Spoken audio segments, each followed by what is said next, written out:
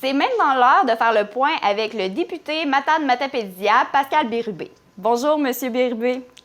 Bonjour. Le Parti québécois demande au gouvernement de donner accès à toute l'information disponible concernant la pandémie à la population. Donc, on parle de mettre ces projections à jour à chaque début du mois.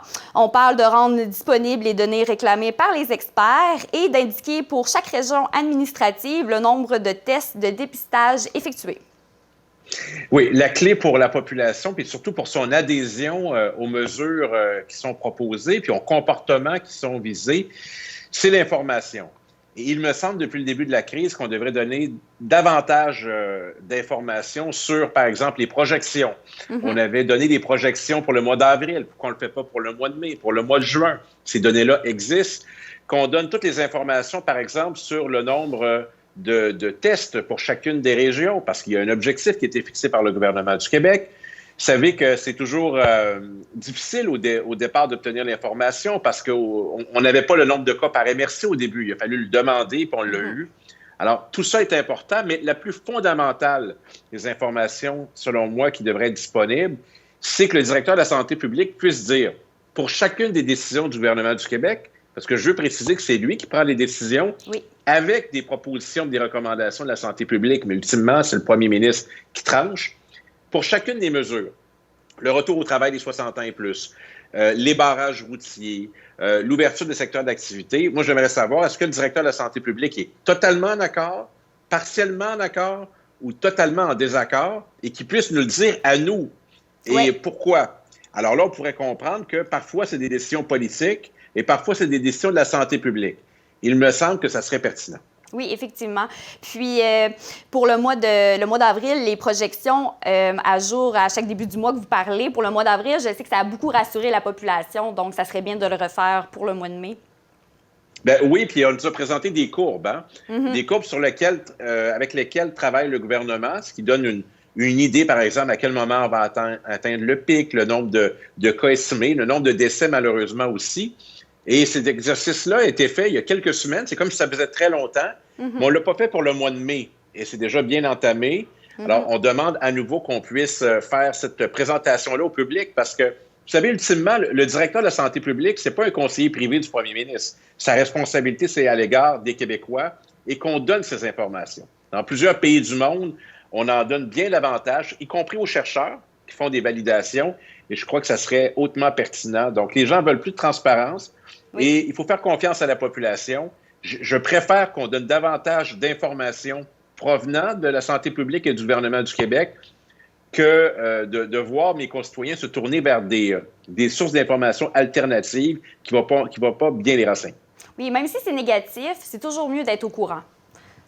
Bien, en toutes circonstances, c'est bien.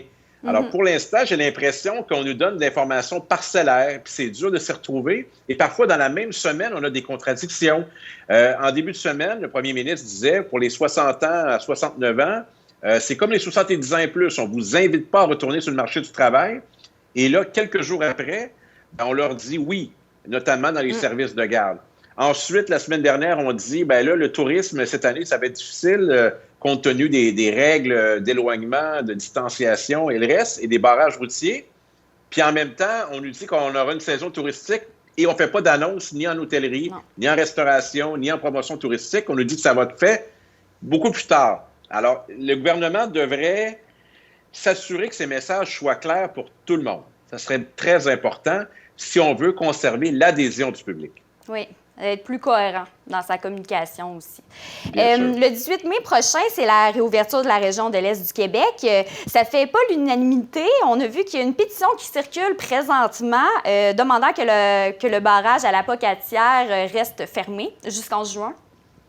Oui, alors je détourne brièvement le regard justement pour aller voir cette pétition, pour vous montrer l'ampleur de cette opposition. Depuis le départ, moi, j'avais dit que il fallait avoir de bonnes raisons pour ouvrir rapidement. Alors, au moment où on se parle, il y a près de 19 000 personnes qui ont signé, surtout des gens de l'Est du Québec. Oui. Mais moi, mon jugement n'est pas basé là-dessus.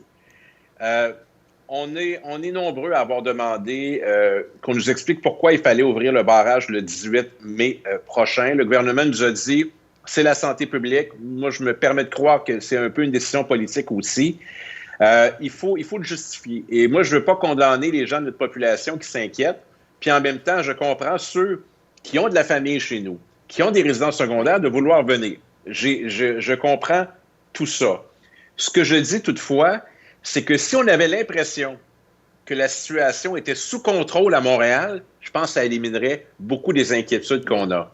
Et l'essentiel des craintes, est l'origine de là. Tu sais, la population de la Matapédia a accès aux mêmes sources d'information nationales et voit bien que ce n'est pas sous contrôle à Montréal. Dans les CHSLD, dans certains hôpitaux, dans certains quartiers, et même ça s'étend. Là. On est rendu dans la Naudière, la Montérégie, Laval. On a même des patients de Montréal qui sont transférés à Trois-Rivières. C'est pas rassurant. Alors, si on avait cette assurance-là, il me semble que cette décision du gouvernement du Québec serait mieux acceptée. Alors, une fois que le gouvernement du Québec a dit ça, factuellement, que le 18 mai, il n'y aurait plus de contrôle routier, ça veut dire quoi? L'Apocatser à l'ouest, sur l'autoroute 20 et la route 132, il n'y a plus de contrôle routier.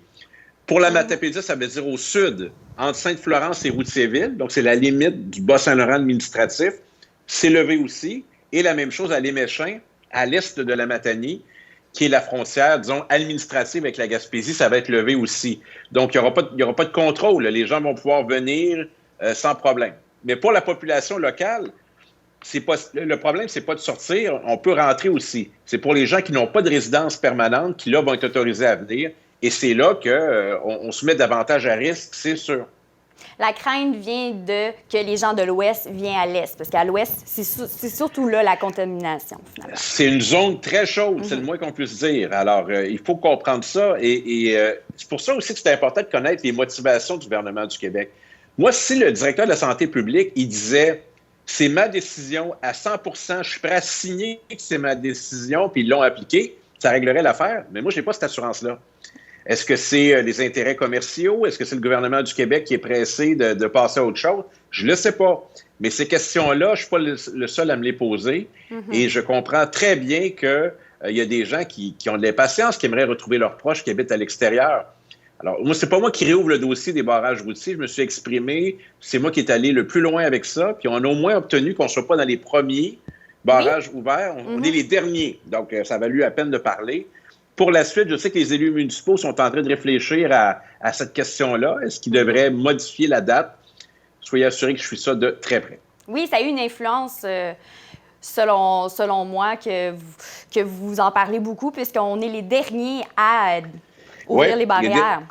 Les derniers, puis je vais donner un exemple très concret. Les élus municipaux sont pas déconnectés de leur population. Je sais que le maire d'Amqui, Pierre Daveau, et la préfète de la MRC de la Matapédia, Chantal Lavoie, ont une bonne lecture de l'humeur de la population de la Matapédia. Et je pense qu'ils vont faire des recommandations avisées au gouvernement du Québec si on prend la peine de les écouter. Déconfinement partiel pour nos aînés et la demande du Parti québécois permettant aux proches de visiter un résident qui est en fin de vie a été acceptée. Oui. C'est une bonne nouvelle. C'est un gain. On a beaucoup de gains depuis le début de cette situation parce qu'on a fait beaucoup de propositions positives qui ont été retenues. Des fois, c'est des choses relativement qui peuvent apparaître mineures, mais on a fait des gains qui sont majeurs. Et la possibilité d'aller au chevet d'un proche qui est en fin de vie, c'est un gain parce que c'était très encadré. D'aller visiter quelqu'un en résidence privée, ça aussi, on a fait un gain là-dessus. En tout cas, disons que notre contribution avec notre députée Véronique Yvon a fait en sorte je pense, de faire bouger le gouvernement en ce sens-là. C'est des premières mesures qui sont parcellaires. Donc, c'est pas beaucoup plus d'autonomie, mais pour les 70 ans et plus, mais c'est déjà une amorce. Et je pense qu'on a fait œuvre utile au Parti québécois en faisant des propositions concrètes, réelles et remplies d'empathie pour la situation que vivent nos aînés. C'est pas facile, hein? Et je les comprends tellement. Moi, j'aurais la difficulté à être docile si j'étais dans cette situation-là, pour reprendre un terme qui a été utilisé par une ministre du gouvernement du Québec qui nous disait d'être docile. J'aurais de la difficulté à l'être moi-même. Oui. Et oui, effectivement. Retour au Parlement la semaine prochaine, il semblerait? Oui. Effectivement. Alors, mercredi prochain, le 13 mai, retour à l'Assemblée nationale au Salon Bleu, période des questions avec une formule évidemment modifiée. Je crois qu'il n'y aura pas plus de 36 députés, tous partis confondus. Donc, il y en aura 4 du Parti québécois. Vous aurez compris que comme chef parlementaire de mon parti, j'y serai. Je poserai des questions au premier ministre. D'ailleurs, sur ma page Facebook, j'ai demandé aux gens de me proposer des questions qu'ils aimeraient poser au premier ministre. Alors, c'est un exercice collectif. Je fais un appel à tous. Et je vais certainement poser des questions parce que le gouvernement du Québec prend des décisions importantes qui engagent notre santé, qui engagent nos libertés individuelles, qui engagent les finances du Québec. Alors, il faut être capable de, ce qu'on appelle en parlementarisme, de contrôler l'action gouvernementale, et c'est le rôle de l'opposition. Et on va le faire très correctement, mais on va le faire de façon rigoureuse, et les gens vont pouvoir suivre ça, soit sur Internet, soit sur le canal de l'Assemblée nationale. Mercredi prochain, 13 mai, 2 périodes de questions, une après l'autre. Je pense que ça va être hautement suivi. Oui, vraiment. Bien, merci beaucoup, Pascal Bérubé, député de Matane-Matapédia. Merci beaucoup d'avoir fait le point avec nous et à la semaine prochaine. Très bien. Merci. Au revoir. Au revoir.